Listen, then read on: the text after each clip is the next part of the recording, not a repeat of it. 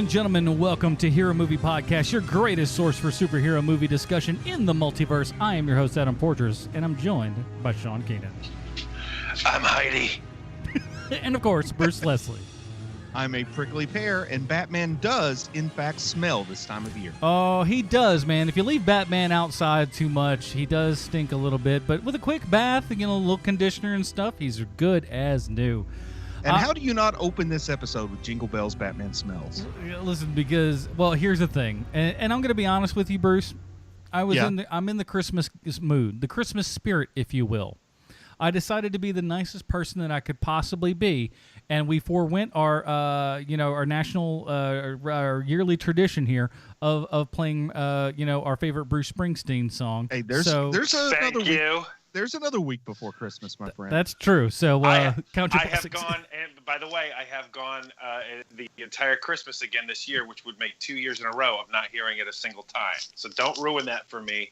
And for the record, for those interested, that song does feature prominently in Nerdspawn Genesis. Because why wouldn't it, right? Right. Speaking of things, why wouldn't we? Why wouldn't we actually do a Christmas episode this year? Of course we're going to. It's a little bit early because, of course, next week is a little movie called Star Wars. Don't know if you heard of it, but it's already getting some good buzz and stuff, as you might imagine that it would with Mr. Rian Johnson behind the helm. But we decided we're going to go ahead and celebrate Christmas a little bit early this year. And we are going to be reviewing an episode of Batman the Animated Series. It's a little bit weird as to when it actually played, but we'll figure all that out. It's entitled Christmas with the Joker. But first, we do need to do something that we've been meaning to do here. Let's open up the old HMP mailbag, shall we? Bale's here. And Bruce, I'll have you kick it off with our mail this week. Well, I've got an email from our good buddy Carlton, and it's called Difference of Opinions. Hey, guys, Carlton writing in again. I wrote in on the Justice League movie saying I seen it 3 times and I thought it was a terrible movie. I will say that after each viewing, it got a teeny bit better, but for me, just like the Thor movie, it was just bad. I say that because for me, the way the Flash acts in that movie doesn't match anything I've read or seen in the cartoons. Same for Batman, where he's a super flip-floppy in this movie, where in BVS, he has almost the same line about Superman, where he wants to kill him if there's a slight chance he may become bad, or in Justice League to bring him back. Now, as for Thor, I feel like it made my favorite Marvel character, which is Korg, and made him into a complete joke, and taking Meek, who I feel is a very tragic character, and he's a complete joke too. I feel like they said this was going to be one thing, and it turned into something way different. Now, I say these knowing that others really like these movies, and I was just wondering if I'm in the wrong, and I should just like them like everyone else. And I'm sorry to you, Adam. I know this is a really long email, and maybe you should get Sean or Bruce to read this. I'm just feeling really conflicted. I'd like to hear your thoughts. Thanks for being awesome and for putting out positivity. Your friend, Carlton. P.S. Sean, hit me up with one of them dope nicknames. Now, Sean. Are you there, Sean? I'm here. Before you hit him up with the dope nickname, I've been working all day, so let me try it first, can I? Please. Lapel pin. Or Black Sharpie. I haven't been working all day. I'm just looking at things on my desk. Boy, my hip hop name should be Black Sharpie. I think that's actually Buffy really the Vampire Slayer bookmark. How about that? Random things on my desk. I do like Black Sharpie. That's a good one. Let's go with Black Sharpie. Let's go awesome. with Bruce's Black Sharpie. I like it. I did a thing. So here's the thing, right? So can I start? Do you mind? Please. Absolutely. So, Carlton, here's the thing. You are not wrong. Art is always subjective to opinion. This Thor movie is not your style of Thor movie, and that's okay. There's plenty of people who love Teenage Mutant Ninja Turtles. I hate them. I think they're terrible. These last 2 movies specifically, I hate them with a blinding passion. But I do understand that there are people who like them. I'm just not those people. It's okay that you don't like something that everyone else likes. It is opinion based. That is the whole thing with art. Here's the thing: is that as long as it elicits a response, they're doing their job correctly. Whether it's good or bad, it's still a response, and all art should do that. Now, whether or not Thor is not Thor. The two side characters there from Planet Hulk. Korg and Meek, yeah. Korg and Meek, like you have the way that you like them, and that's from the books clearly, and that's great, and you should, but that is not the movie that they've made. And so the thing that's helped me over the years, especially when it comes to the Preacher television show, is that the Preacher television show is not the book, and it's never going to be the book, and the book is my favorite thing of all time. But that doesn't mean that I hate the television show. It's just not, I don't have the love for it that I have for the book. And that's okay. It's a totally different thing, and that's all right. And that's the way you have to look at all this stuff. Whether or not you like the Justice League movie, that's fine. I was surprised by it, quite frankly. I'm surprised at the blowback that movie has gotten, because it's not a bad movie. It's just not awesome. And that's fine. So when it comes to whether you're right or wrong, you are right, because everyone is right when it comes to something as subjective as art. And something I'd like to add on to that is, under no circumstances would I ever tell someone to be compelled to like something just because everybody else does. But also, conversely, please don't be the kind of guy that doesn't like something just because everybody else does either. Just, be true to yourself, and then I can't fault you for that. Absolutely. I'd say that's the biggest thing. Go ahead. Don't be Adam. That's what you're going to say, right, Sean? That's exactly what I was going to say. Hey, I tend to like things more than dislike them. So I think, well, it depends on what we're talking about, but I tend to give, I don't know. We do have another email here. So thanks, Carl. Well, hold on. So yeah, thanks for writing in, Black Sharpie. Yes, the name is stuck now. Mm-hmm. Oh, I can't wait. I have plenty of more things on my desk if anybody else needs a nickname. We're going to give our next guy a nickname because he's also an executive producer of the show. Matt Schnapp has written us, everybody. His email is entitled, "In Communist China, Everything Watches You." Gentlemen, Adam, hey, that seemed mean. This here is your faithful follower, Matt, the one from Detroit, not the stock early one. That's a tough word to say. I've recently returned from a 2-week stint in China, where Google is blocked and the internet is slower than molasses running down a witch's chowder bucket in January. One of the mild perks of the 12-hour plane ride is that on the way back, I caught up on some movies I missed. I got to see Wonder Woman, Logan, Batman and Harley Quinn, and Power Rangers. My thoughts on Logan and Wonder Woman are what you'd expect. Power Rangers and Batman and Harley Quinn were entertaining enough, though in my defense, I'd been awake for 20 hours when I saw them. Also, while in my hotel room, I had several opportunities to watch Batman v Superman, but could never quite bring myself to do so, though I tried several times. Now I'm back in the U.S., and I'm celebrating my newfound appreciation of our freedom by working on my weekend and paying 3 times as much for any given item. God bless the USA. Looking forward to the next show. That is from Matt Schnapp. Long-time listener, Matt. And we need a nickname for Matt. What do we got? Well, I'll start with what's on my desk, then I'll let Sean take a stab at it. So I've got a sphygmomanometer, and I've got a natty booster. Okay, what was the first thing? Hold on. All right. 2 seconds. Some weird stuff went on with with the feed here. All right, hold on. Sean was calling back. I think Sean dropped out. So. I don't know what's going on here. All right, so you got to give him 2 seconds here to join back in. The connections has been a little bit spotty this evening. It's all that snow in Atlanta, I tell you. It's all the snow. It's coming down. It's a Christmas wonderland out there, I tells you. Maybe that deer attacked him. It very well could have. There he is. Okay. Fell victim to a deer attack in snowy Atlanta. Okay, so tell him what your desk monitor was. I again. had 2 things on my desk that I thought you could work with, Sean. I have a sphygmomanometer and a natty booster. Well, first of all, this is going to seem like a cheap out because it's it's his last name. But when you have the last name of Schnapp, you don't need a nickname. You come equipped with an awesome last name. It's true. So I named a line of gas stations after him in Nerdspawn Genesis. If anybody's interested, it's a Schnapp. It's Schnapps. Schnapp. So when it comes to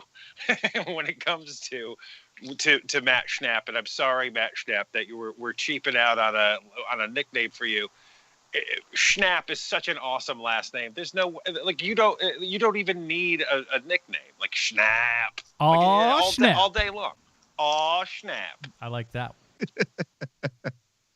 It's Schnapp. Aw, Schnapp. I think Aw, Schnapp's a good one. Oh, I do like that one. That's the sitcom starring Matt Schnapp. It's Aw, Schnapp. Oh yes. There's only one man that can crack this cape. Aw, Schnapp. Aw, Schnapp. And it's like one dude's like line every episode to get him into the program. that's like the Horatio in CSI Miami. Yeah. It just starts up the show. That'd be awesome. So yeah, there you go.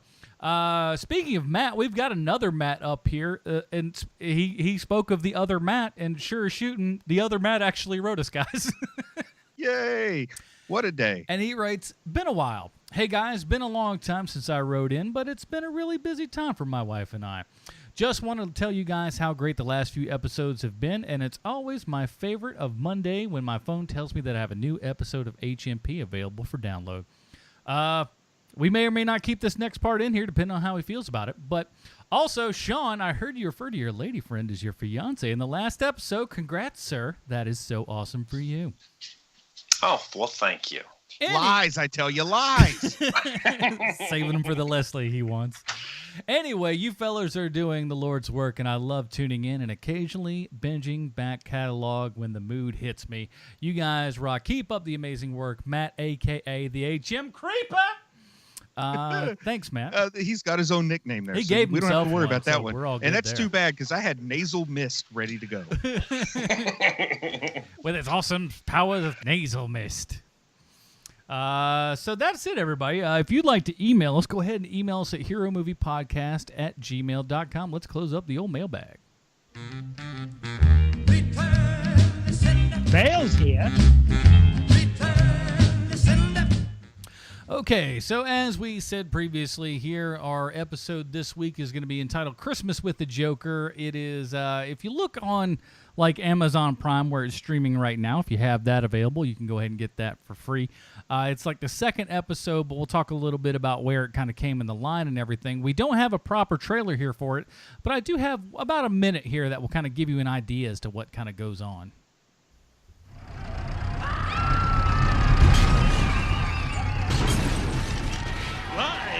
From Gotham City, the show that nobody wants to see, but everyone will watch.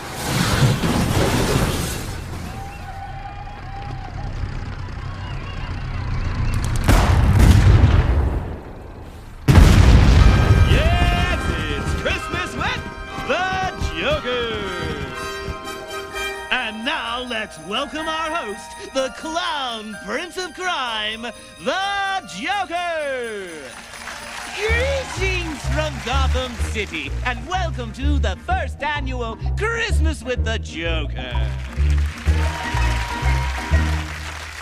Oh, thank you very much. Have I got a show for you tonight? It's loaded with surprises, mystery guests, and Christmas cheer. So that is just a quick snippet here from our episode this week entitled Christmas with the Joker from Batman the Oh, come on there, guy. While I'm fixing this audio and everything, we got to ask ourselves a question here. It's time for Bruce's Comic Book Connection. Bruce, what do you got for us this week? You may not know this, but the Joker was planned to be killed off during his initial appearance. And imagine how different the comic book landscape would be today had that happened. We know that the Joker is a psychopath with a warped, sadistic sense of humor, but the character became a goofy prankster in the late 1950s in response to regulation by the Comics Code Authority, before returning to his darker roots during the 1970s. He's the villain who bludgeoned Jason Todd to death with a crowbar, and fired that shot that severed Barbara Gordon's spine. The three names attached to the Joker's creation, Jerry Robinson, Bill Finger, and some other guy, tell differing stories on how the character came to be, but they all agree on one thing. Finger produced an image of actor Conrad Veidt in character as Gwynplaine in the 1928 film The Man Who Laughs as an inspiration for the Joker's appearance. And Robinson produced a sketch of a Joker playing card, and I think we know which concept was superior. Now, Jerry Robinson often tried to deny Finger proper credit for the inspiration of the Joker because, hey, if the other guy can do it, so can I. But the Joker's past is intentionally fuzzy. One thing that is probably true is at one point he was the Red Hood before something transformative happened to him, perhaps involving a vat of ace chemicals. Multiple folks have portrayed the Joker over the years, starting with famous Roomba dancer Cesar Romero, who refused to shave his mustache for the role. The mustache stand set a dangerous precedent as 50 years later, Superman would follow suit and refuse to shave his mustache for the Justice League. Though in fairness, Henry Cavill was contractually obligated to have a mustache. Now, guys, can you help me out?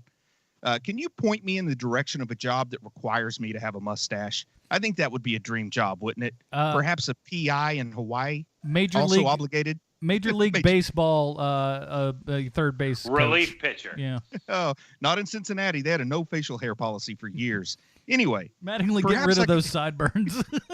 Perhaps I could be a PI in Hawaii who's also obligated to drive a fancy Italian sports car and wear shorty shorts. Of course, those salad days, or should I say Selick days, are long gone.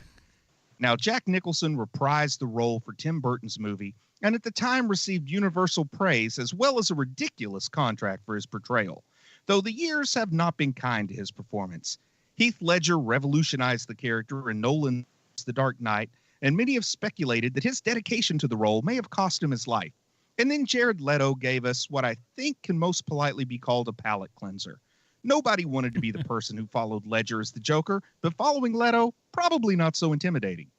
But the one actor who has portrayed the Joker that has absolutely no negatives attached to what he gave is the man best known for the massive summertime movie hit that redefined cinema in the 70s. And you guys know me well enough by now to know that I'm not talking about Star Wars, right? Of course.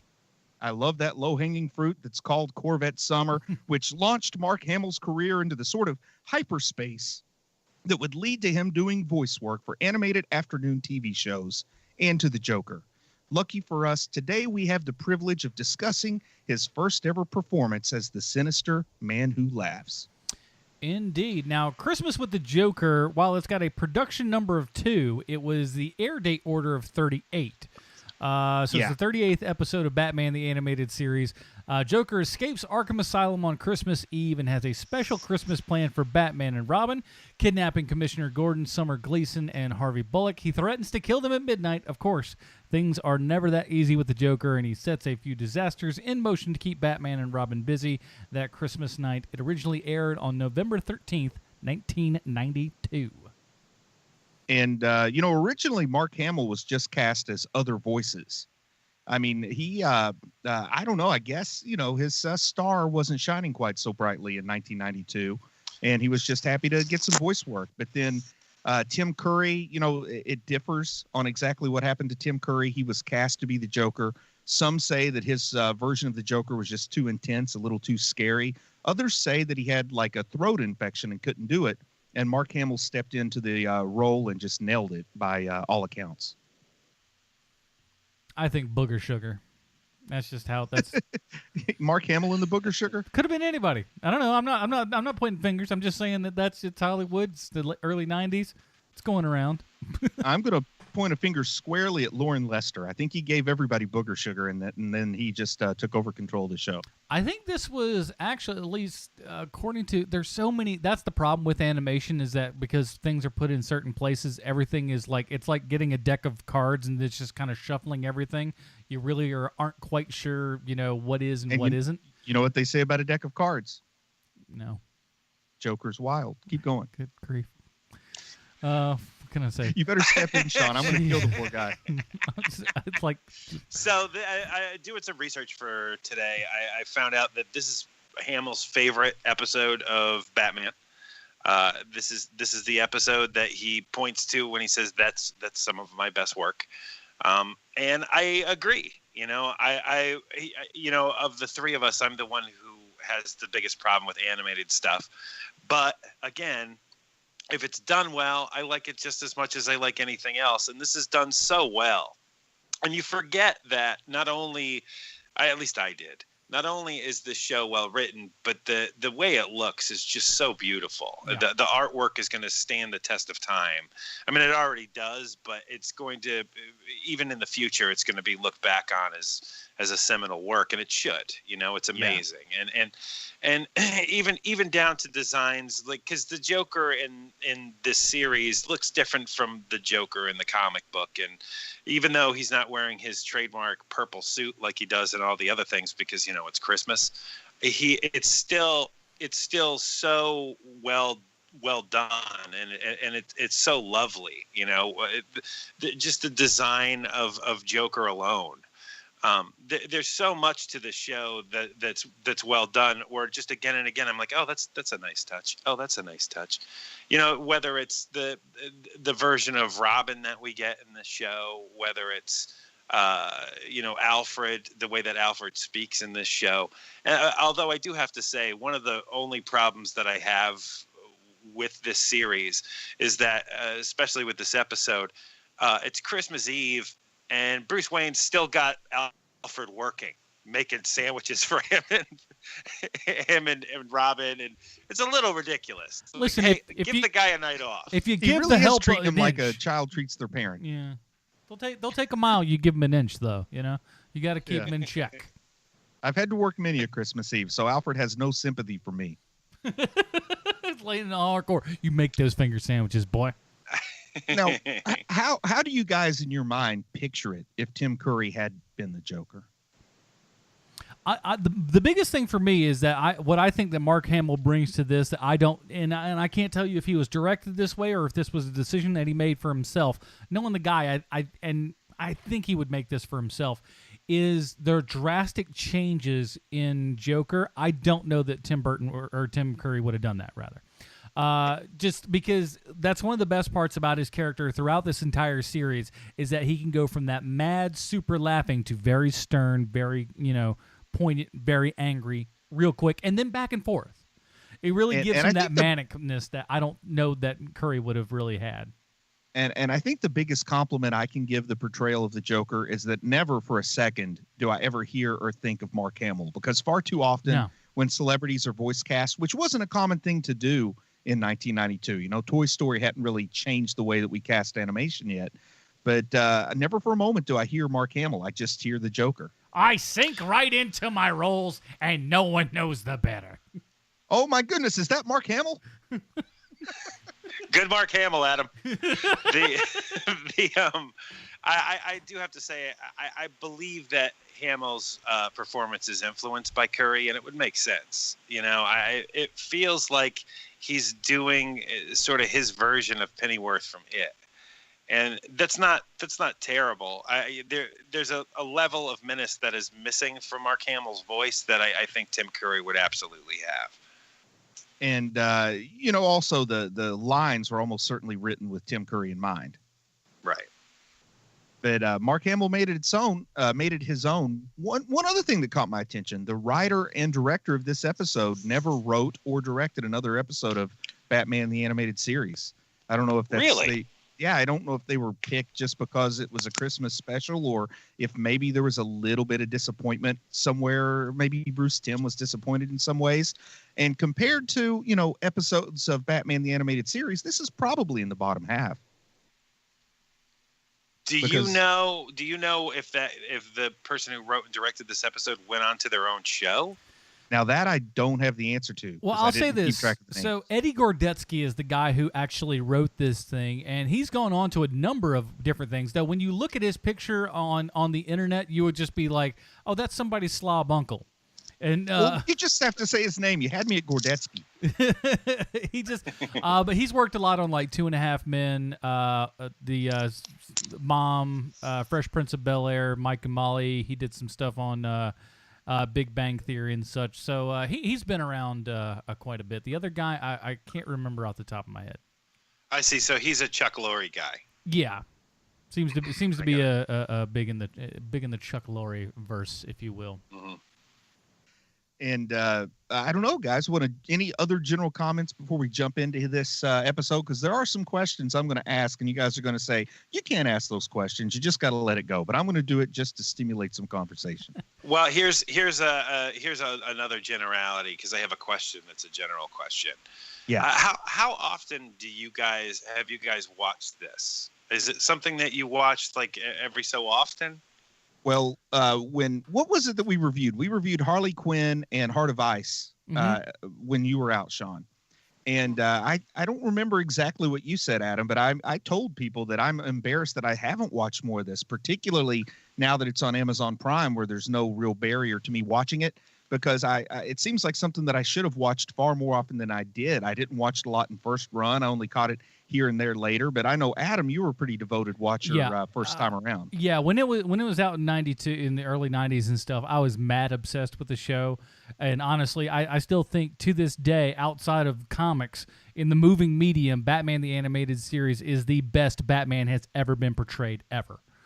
And I would go so far as to say it's the most significant DC television adaptation ever, including the current Berlanti stuff. Absolutely. Yeah, I agree with that. It's just so darn good. I don't go back super regularly, but man, when I do, I really enjoy it. And I know pretty much almost every episode, maybe not by heart, but so much of it so that but it made a giant effect on me and really drove me to be as big a Batman fan as I became. And Sean, if you haven't watched it in a while, go back and watch Heart of Ice. It's got a Christmas feel to it with all the snow and everything. And it'll still knock your socks off. That episode is just incredible. Well, Bruce, you and I were in college when this show came out, but that didn't stop me from watching it. I watched the first season pretty religiously because, if you remember, there wasn't any media. Like there was no superhero media at the time, and so I watched this show pretty regularly. To this day, I still think that Clayface two-parter is one of my favorite Batman stories of all time. Yeah. But since then, I really haven't watched it. I watched it when we watched it for the show, but it's not something where even if it comes on, like just in passing, I'm like, oh, you know what, I should check that out again. And it's not because I didn't like it. I did like it. It's just one of those things where it's like there's so much to watch now. It's pretty rare, and I even mean things that came out last year. Like I don't watch stuff that I've seen already because there's stuff I haven't seen. And when I did watch it the first time around, I had the little mono speaker on my cathode ray tube television in my dorm room, and I didn't appreciate some things. Like now I'll listen with my nice Sennheiser studio headphones on when I watch it, and the sound design and just the work that they put into just simply the sound on this show blows away a ton of live action stuff being made even now. Yeah, I totally agree. It's to me the perfect mix of performance and the art style and the music. All three of those things are so wonderfully done. The direction of the show is great. And it seems like this show was something where they were like, you know what, we know that parents are going to want to watch the show with their kids. So let's put stuff in there for them too, which it seems to be happening less and less now. To me, that's what I loved about it, was like this was a show that was on after I got out of school, took the bus, got home and everything, was able to turn on the TV and watch Batman. And yet it didn't feel like I was watching a child show. It didn't feel like I was watching an adult show per se, but certainly didn't feel like the kiddie fare that, even growing up watching, Adam West Batman. Like I was just like, well, I get this and I like it, but it's not Batman. It didn't feel like that. This felt like, hey man, this is Batman for real, especially coming off of Burton's '89 Batman. And this was the time when Warner Brothers was actually treating its cartoons with a little bit of intellectual respect, because this is when Animaniacs is out this same time. Which is still, and, they don't go back and watch, and it is still an insanely smart thing, and so much of that show holds up as being just really comedically super smart. Yeah, and put in stuff for the parents there too. You know, yeah. a la Prince. But just to get you an idea, though, Batman the Animated Series does look like it's coming out because this is the one you mentioned the sound. The one problem I do have with it is that the picture is awful. It looks really bad, even streaming through Amazon and stuff like that. But it looks like Warner Brothers is actually going to be doing a 2018 Blu-ray release. So chances are they're going to go through and actually make this thing look like it's supposed to, because the way it looks really now on anywhere you go looks super crummy. And I'm so surprised that they haven't already done that. Like the 25th anniversary, I think would have been the ideal time to put that Blu-ray out there. Yeah. Oh, well, it's almost 25th, I guess. So let's get into the episode. You guys okay if I get into it? Oh, yeah. Yeah, let's do it. So it starts off in Arkham Asylum, where for the first time that I can tell, and I like to chase down these kind of things, but it's the first in-universe use of Jingle Bells Batman Smells, when the Joker's singing it, climbing up to put the topper on the Christmas tree. And what kind of asylum for the criminally insane lets the criminally insane decorate their own Christmas tree? A lazy one. I mean, a lot of dangerous ornaments there. But he has this tree topper. The Joker climbs up to the tree, and he has this tree topper that's kind of pointy, this little golden or brass thing that looks like a miniature tree. And instead of putting it on top of the tree, he puts it on his head, and then the tree launches like a rocket. What's the point of him putting that on his head? He's zany, man. He's the Joker. He's loose. He's a loose cannon. We don't know what he's doing. It's aerodynamic. I wondered if it had a little personal protective qualities to it, because it's not a substantial helmet, but it might be all that you need to make the difference when breaking through a brick roof or whatever the roof of Arkham Asylum is made out of. And my next question is, what happens to all those poor inmates that have to celebrate Christmas with a big hole in the roof and snow falling through it? That's what he cares about, is like, what about the other inmates that are going to be cold for the winter? That's a big There's hard. a lot of good B-list villains there, man, left behind. That's the hard on him. He's just like, I care about how cold the other villains are going to be. And I love the idea that the Joker's elaborately constructing a hidden rocket within a Christmas tree and nobody notices. Like, I just like to think of all the logistics that went into this escape plan and how flawlessly he pulled it off. I like to think that everyone else there was helping him along, and they thought they were going to get a trip on the tree as well. They're like, oh, what? Dude, seriously? We all agreed it was going to be tomorrow. But this episode sums up a lot of what I like about the Joker. Is he would put 100 times the effort into his escape in order to escape on the back of a flying Christmas tree rather than just bribing the guards to let him out. He has to do it with flair, and that comes back at the end of the episode too. Yep. But news of the Joker's escape has Batman being an extra Scrooge-like individual on Christmas Eve while he makes Robin go out and help him search for the Joker instead of staying home to watch It's a Wonderful Life. And I love it when there's this guy running up behind a lady, and Batman thinks finally he's going to get to smash in a criminal's head, and then the guy's just being a good Samaritan and telling her she dropped a package. I love that part. He's really disappointed, because he's just like, oh man, I thought I was going to be able to jack a dude up tonight. Too bad. What kid is so amped up to see It's a Wonderful Life? There isn't a single child who's like, man, I can't wait to see that really slow-moving black and white movie that was filmed in the 40s. Maybe when you watch your parents die tragically at the circus when their trapeze act goes awry, you'll like the simpler things in life. But that's not Dick. That's not Dick. That's Tim. No, that's Dick. Tim? No, this is Dick. This is Dick Grayson, because Lauren Lester goes on to provide the voice for Nightwing later. Tim does. Oh, Tim okay. never, to my recollection, Tim never comes along in the actual regular series. Oh, yeah, I he see. shows up in the one. one that comes later. Yeah, but anyway, this is probably the first time, other than perhaps the Page of Comics, that we see the cynical side of Bruce Wayne. I mean, he's always a little dark and brooding in the Tim Burton ones, but here, when he flat out says he couldn't get over the name of It's a Wonderful Life, which is why I never wanted to watch it. I love that. We're just like, nope, not even gonna try, because it's not, and I don't care, and you guys suck. Never I'm going get to my past room. the title, because life stinks. I like that, man. It's a kid's afternoon show, and they're going ahead and showing us the nihilistic Bruce Wayne. But then they finally do get to go back, because there's just no crime going on Christmas Eve. And Dick goes and flips on the TV to watch It's a Wonderful Life. And that's when we get the special broadcast where Joker is taken over not only one, but all four channels in Gotham City. That's what I love. Where it's just like, hey, this isn't It's a Wonderful Life. Click, same thing. Click, same thing. Like, well, that's it. We pretty much we've outdone them all. It's a wonderful life now. But he even has like the cardboard cutout of Batman and Robin in the audience. He's managed to hook up a laugh track. Once again, I love to think about the logistics, everything that Joker went through to get this scheme to go down on Christmas Eve. I love it so much. I just love the over the top, the attention to stupid detail. Nobody's ever going to see that crowd.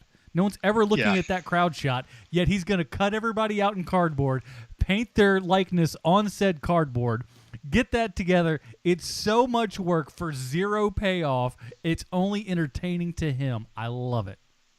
And, he doesn't have a family of his own for the holidays, so he's decided to create the Awful Lawful family, which any excuse to see Harvey Bullock in a baby bonnet is worth it to me. I love the so to get them to not talk, we shove a candy cane in their mouth, and it's just like something that could so easily just be, all right, that's it. Spit now out. I can say whatever I want. That's another one of my logistical questions is like, how does he manage to keep them from spitting out those candy canes? I love the power that Joker has over those in his grip. If it were because I honestly sat and I thought about this.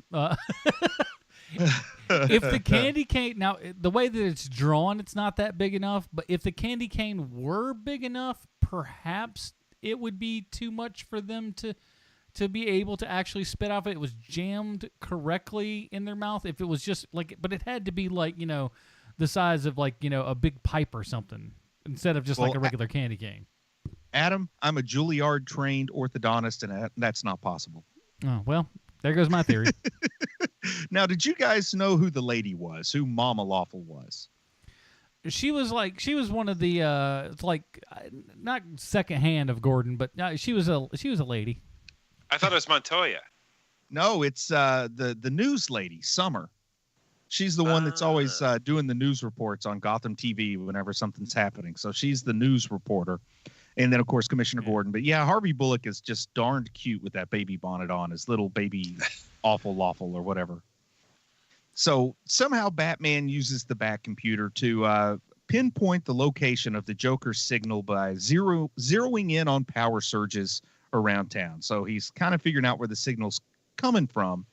But while he's on his way, Joker has some hired thugs that a la 1966 era Batman are named Donner and Blitzen, who blow up this train bridge.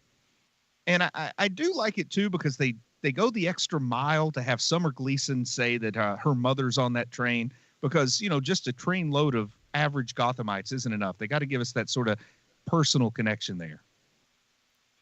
I like that either Donner or Blitzen is waving at the camera. Yeah, I'm pretty sure it was Blitzen. I like how they start singing their own little theme song there, and it's basically they forget the words. Now,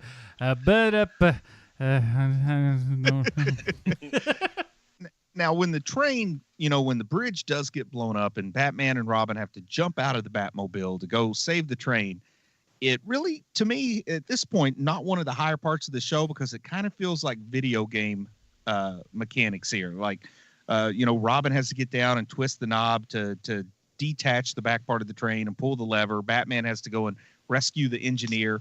And I don't know, nothing terribly interesting or creative about all that. What did you want him to do? Like switch it at the tracks? I don't know, man. I'm not the one writing the episode, but do something a little more creative. It really just felt like they're showing us the guy brushing his teeth before he goes to work. The way they're kind of doing it, very mechanical. It's like video game mechanics. You're playing Lego Batman. You got to go twist the knob so many times, and you got to go over and pull the lever. Then you got to go over here and do this, but it doesn't really build on the narrative. So it's Batman, man. He could have used a Batarang. That would have made it more interesting. So you just wanted more. You're just like forget this real world that we've created for these people. I want a train stopper repellent. We just watched a man escape from an insane asylum on the back of a jet-powered Christmas tree and take over all the television networks. You can give me a little craziness with the train. I think you've done Spencer craziness at the store, sir. There's too much of it. But Unfortunately, I guess Summer Gleason's mother gets saved, but it would have been real funny after they saved the train if we'd found out she missed it and wasn't on it in the first place. It was just an empty train. That would have been interesting, too, if they failed to save it and then find out it was empty. I would have liked to see the engineer actually, because Batman goes up to the engineer and he's like, you unlock, unhook the passenger car here. I'll go get the engineer. And he goes up to the engineer, just opens up the windows and goes, get out.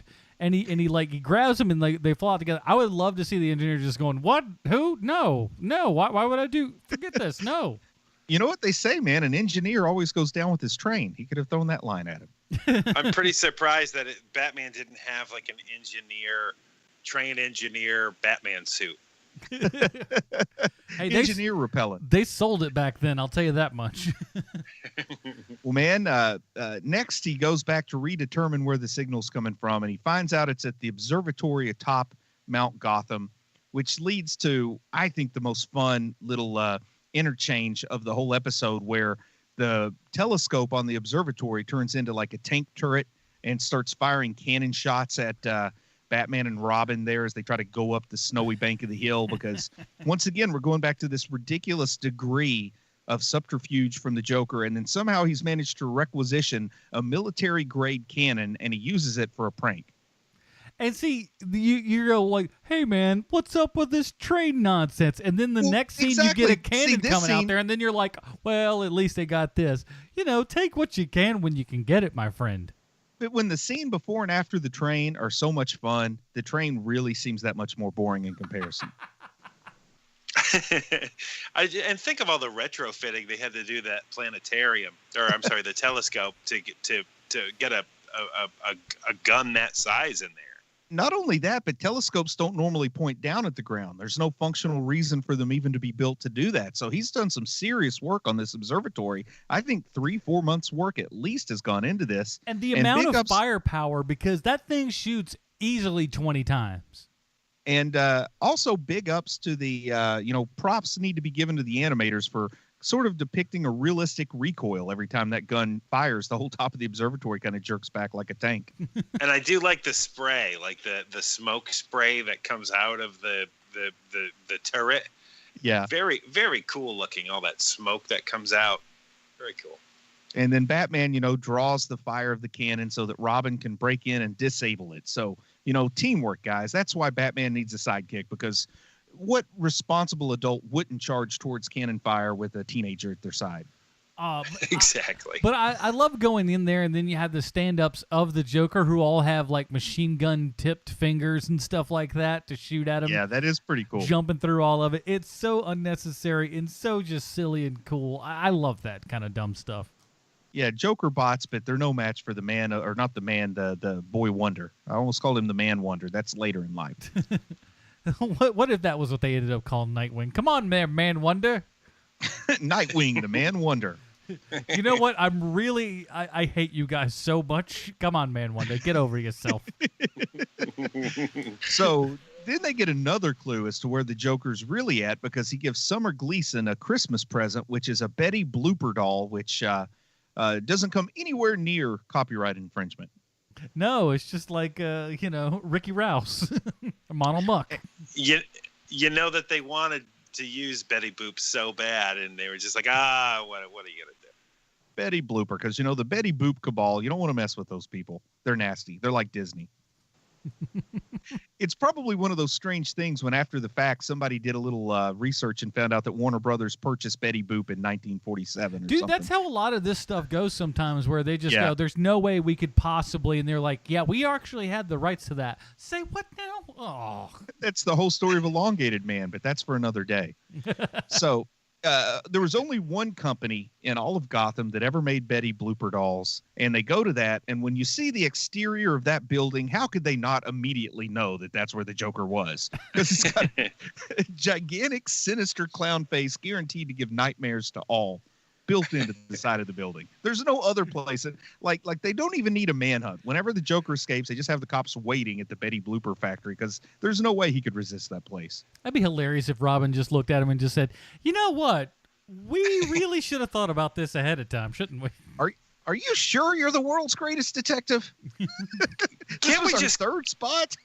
Can't we just keep someone on the sinister-looking factories at all time? Yeah, if there's a camera, at least we could set You know, up. Penguin escapes. We probably should just go straight for the ice capades. You know, it's just how it works out. He might be down at, at the bodega. We the don't umbrella know. factory. The umbrella factory.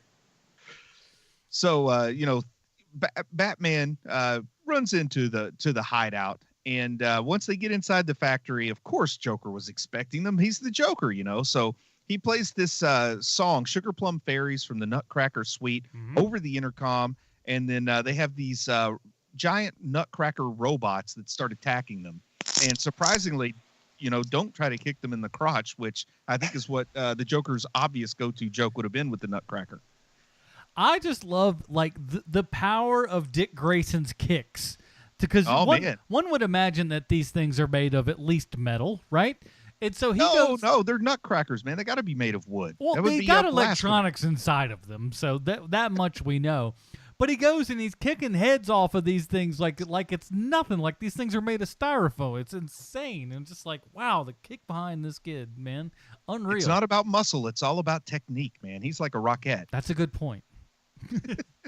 And then the song switches to something called the Russian Dance, and a bunch of toy planes start flying towards them. And, they're not just any toy planes. They're weaponized toy planes where, man. With the Joker's face on them. Yes. Awesome. This might be the only time I've ever seen Batman swing a Louisville Slugger. And, Joker wanted to set this up because he had to leave the baseball bat where he knew Batman would grab it just so he could laugh at Batman earning the name Batman or whatever the joke is that Robin makes about him. I just sat there and I just go, Bruce's favorite part of the show. Yeah, I thought the same thing. Batman swinging his Louisville Slugger made of all natural ash. I love it. They go straight inside the trash can and everything. It's so it's so great. Man. This was Super Friends era action at this part, and I love the Super Friends. They're like, they'll just fly right in here. Bram, bram, bram, bram. Yep, they did. and of course, Donner and Blitzen manage to make it back from the train tracks, and they show up with machine guns and start firing at them until the world's largest, Teddy Ruxpin gets a bat cloak thrown over it, making me think pretty smart of Batman to always carry an extra cloak.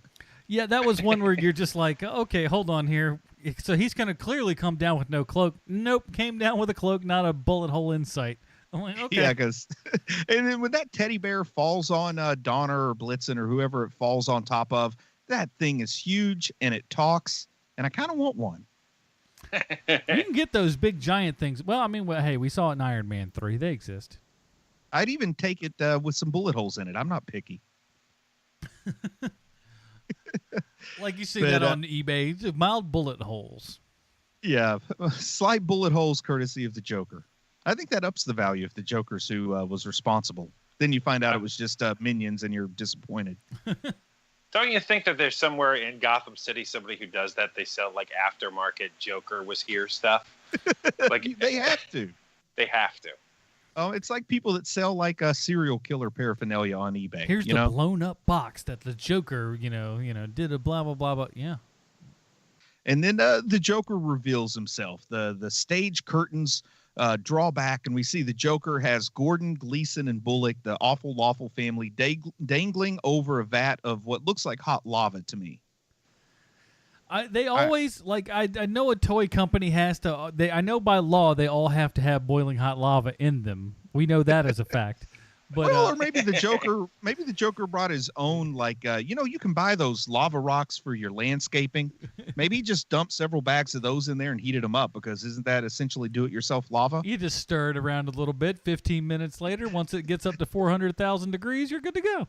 It's like those glass beads you can melt and make crafts with at home in the oven. Isn't this the same warehouse where the Terminator went to die? It would be great if you walked in the middle of the scene. This is what makes it all worthwhile to me, and it's the payoff, because the Joker has requisitioned a military-grade howitzer and retrofitted an observatory. He's blown up train tracks. He snuck a rocket ship into an insane asylum. He's taken over the network studios because he wants to do one thing to Batman on Christmas Eve, and that's to force him to open this present. And then, Adam, you want to tell us what happens when he opens the package? He gets a pie in the face. Oh my gosh. And the Joker loves it. He's victorious. He has succeeded in exactly what he wanted. He got his Christmas present. It is so good that he does all of these things just to throw a pie in his face, laugh his head off. He's like, I'm done. Thanks a lot, And I love guys. it, too, when Robin's like, no, Batman, you don't want to open that package. I have to do it, Robin. I have to, because he knows what's coming. He's known the Joker. He's probably done this every single Christmas Eve for like 12 years running. So he knows it's just a pie in the face. He knows if he finds him, gets the pie in the face, everything goes back to normal. The thing that bothers me the most of this episode, besides the fact that Alfred is still working, is when Batman gets the pie in the face, it's literally 3 swipes with his hand, and there's nothing on him. Not after that. a He speck. has a Teflon coated face. You know that. And he's clean as a whistle, man. He knew it was coming. Like I said, he knew the pie was going to be in his face before the night was over. He just sprayed a little Pam on there before he left the Scotch Batcave. guarded his whole body before he left. Smart move, Bats. Smart move. And then I love the tremendous leap. You know, Joker has the ridiculously oversized scissors that he cuts the rope with. Batman makes this just breathtaking leap, catches all 3 of the awful lawful family in one hand and keeps them from going into the hot lava. You got to love a guy that doesn't skip arm day, I guess. Bruce Wayne has to go to whatever Gotham football team that they have, man, because holy cow. You jumping 15 feet in the air and you're taking 3 people all in one big shoulder push all the way to the ground. Man, oh man, impressive. And let's talk about this a little bit because, Summer Gleason, she's on-air personality for the news, so she's probably a lightweight. I don't want to speculate about the woman's weight, but I'll tell you, there's no way Harvey Bullock goes less than 250, right? If he's lucky. And then Gordon, he's an older man, so he's atrophied a little bit, but he's still over 2 bills. He's a well-built older man. In this size, like in the way they were portraying him in Batman the Animated Series, he's no slouch. He's a big dude. So it's safe to say he's moving well over 500 pounds with that leap. I'd say easily. Yeah. So he's got a heck of a spear tackle there that Batman does. Oh, and then Batman grabs the Joker, and I love it that he has the old double sweater trick, man. I'm going to try that one out some year. Again, with the hands sewed on. Yes, I love it. Didn't he even have like another mask over his Joker face or something too? Yeah, yes. When he does the whole upside down talking thing, he takes it off, and that was another mask on top of his face. It was so good. He's just like, I'm not even gonna worry about this makeup. But I love got it. The gloves come off with the sweater, and he has another pair of white gloves underneath it. That's what I call attention to detail. That's why I love the Joker. It's so good. And then, of course, the Joker has so carefully planned everything. Nothing can defeat him. He's a step ahead of Batman every minute of Christmas Eve, and then he gets taken down by a loose roller skate.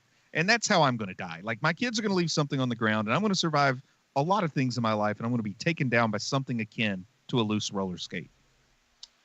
And it's a nice touch also that, hey, even though Batman hates this guy, he's still going to save him from dying, which is something that, they keep getting banged at with the Justice League stuff and the Batman v Superman stuff. Even Batman Begins, he tells Ra's al Ghul, I can't kill you, but I don't have to save you, and lets him plunge off the old elevated train station. Well, guess what? You did kill him then, genius. That's not exactly how that works. Yeah, that isn't how that works. And then, Batman accents it by saying, Merry Christmas, Joker, because he saves him from the hot lava of his own machinations. And then the Joker just gives us a bah humbug, which is a reverse. At the beginning of the episode, the Joker was the Merry Christmas guy and Batman was bah humbug. So we get to see what folks in the business call a character arc. I think Bruce just wrote my memoir title, Hot Lava of His Own Machinations. I love it, man. You should get to work on that. But then they finally do get to go back, and Alfred's still serving finger sandwiches at what must be 1 a.m. on Christmas morning. And they watch It's a Wonderful Life because Commissioner Gordon just had a copy of the old, I don't know, what do you think they watch movies on in this bizarre Batman? Yeah. I'm picturing they have to actually have a projectionist to watch this or something. I do love it. He had to talk somebody down at the station into give it to him. It's just like, look, he really wants to watch this Batman. Can we make this happen? It'll be at Batman's house. Don't worry about it. Is that Oh, how you man. sell this? It's at Batman's house. You're all good. And then Dick Grayson, says it is a wonderful life, and Batman says it has its moments. Still I ain't cynical. sold on it yet. And then we end the episode with Joker in a straitjacket in I am assuming is back in Arkham. But man, what a high ceiling. This place is really nice. Arkham doesn't get enough love for its architecture because it seems like a horrible place you wouldn't want to be. But man, that's a voluminous cell that he has, because that ceiling has to be 40 feet high at the least. Love it. Love the high ceiling. Very, kind of, Frank Miller drew crap like that. So I love it. And even locked up in a straitjacket can't defeat the Joker's Christmas spirit because he's singing Deck the Halls at the end. Just clearly out of his mind. So happy that all he had got to do on Christmas was throw a pie in Batman's face. That And just he made his immediately day. has to. Come He's on. only got 364 days till the next pie in the face, so he's got to get to work on that right away. A lot of planning. Speaking of planning, hope our next segment was planned out pretty well here, because we have to find out how this cartoon program, which is always one of the harder ones, connects to Sylvester Stallone. Why, thank you, Adam. I have a prepared statement. Mm-hmm. Supposedly, Melissa Smith is the client services manager for Batman the Animated Series. I say supposedly because I've never heard of that job. In fact, Melissa Smith works in a part of the business I know nothing about, because every single one of her jobs in the movie business sounds sketchy to me. Network operations, Imagineering sound department, post-facilities manager. What? Then, adding more to the mystery, I looked up Melissa Smith and found nothing. No bio, no social media presence, nothing.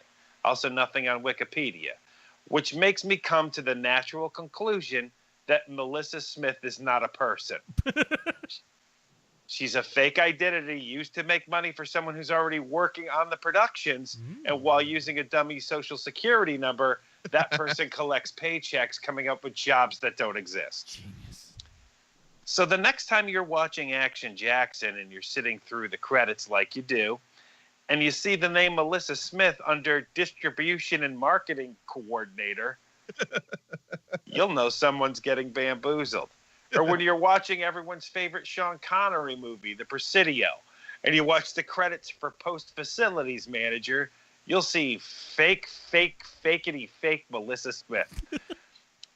And when you and your family are watching the movie most people watch as their Christmas Eve tradition, the prison movie Lockup, starring Sylvester Stallone's biggest fan, Sylvester Stallone, look to see who the director of operations is. Wouldn't you know it? It's Melissa Smith. Everybody seems to like working on Lockup, doing the research, until one day while working in a real prison, as the production was getting ready to leave for the night, officials at the prison happened to notice that the prisoner count was off. True story. At the end of the day, no one escaped, but I can't help but think that Melissa Smith might have had something to do with it, because she's not a real person. Most importantly, and I'm not doing my job if I don't bring it up, Melissa Smith also, quote, worked, unquote, as the director of operations on the greatest TV show ever produced, Perfect Strangers. Yes. So there you have it, HMPers, this week's Stallone connection. Now, Bullock and Montoya, let's review this cartoon. Because next week, Star Wars. Star Wars, guys. Next week is Star Wars. Yeah, it is. Live long and prosper, Sean. And here on HMP, we have our own Hero Movie rating system. Go to Facebook.com/Hero Movie Podcast. It's right there at the top of the screen. Our own little Wookiee himself, Bruce. What's your grade for this episode of Batman the Animated Series? Well, I read a review of this episode by Leonard Peace of the AV Club. And I just want to read that because it kind of shares my sentiments on it. That old Leonard. He says, I can't rate this episode too highly since it's pretty inconsequential and technically not very well executed, especially compared to what came before it. It's also got a lot of padding. It could easily be 15 minutes and far tighter. But it's a funny, charming piece of work, by no means a failure, and it provides some memorable lines in the beginning of two relationships, Batman and the Joker and Batman and Robin, that are essential to the show's development. It does what it needs to do quite well, and for that reason, I can't rate it too poorly either. So I'm going to give it a Damian Wayne, but mostly because of how good I know this series is in other episodes. So maybe that's not fair, like a victim of its own success.